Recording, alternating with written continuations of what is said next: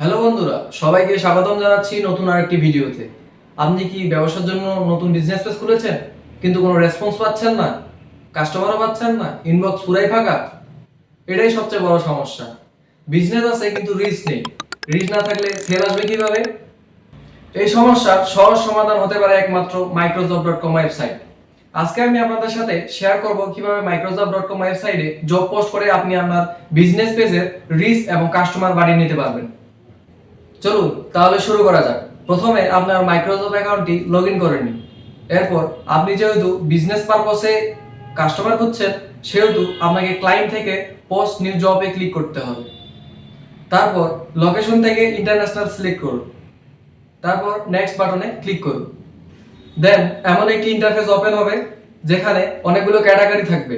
আপনি সেখান থেকে ফেসবুক সিলেক্ট করবেন এবং সাব ক্যাটাগরি থেকে শেয়ার এ পোস্ট সিলেক্ট করে নেক্সট বাটনে ক্লিক করুন।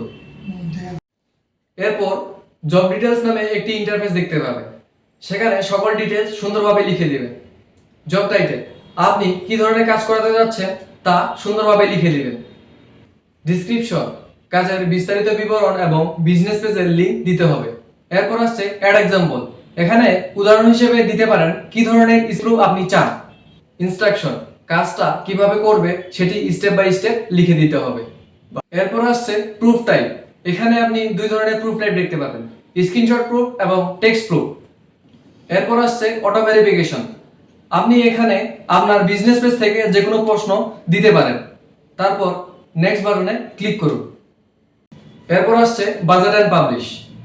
এই কাজের জন্য আপনি কতজন ওয়ার্কার চাচ্ছেন এবং প্রতি ওয়ার্কার প্রত্যেক কাজের জন্য কত ডলার করে পাবে তা উল্লেখ করে দিতে হবে। এরপর আসছে জব এক্সপায়ারি ডেট। এই কাজটি আপনি ওয়েবসাইটে কতদিনের জন্য রাখতে যাচ্ছেন তা উল্লেখ করে দিতে হবে। সবকিছু ঠিক থাকলে পাবলিশ নাও বাটনে ক্লিক করলে জবটি পাবলিশ হয়ে যাবে। এভাবে মাইক্রোজব ওয়েবসাইটে জব পোস্ট করে আপনি আপনার বিজনেস পেজের রিচ এন্ড কাস্টমার বাড়িয়ে নিতে পারবেন। আজকের মতো এই পর্যন্তই। ভিডিওটি ভালো লাগলে লাইক, কমেন্ট, শেয়ার এবং চ্যানেলটি সাবস্ক্রাইব করতে ভুলবেন না। ধন্যবাদ সবাই।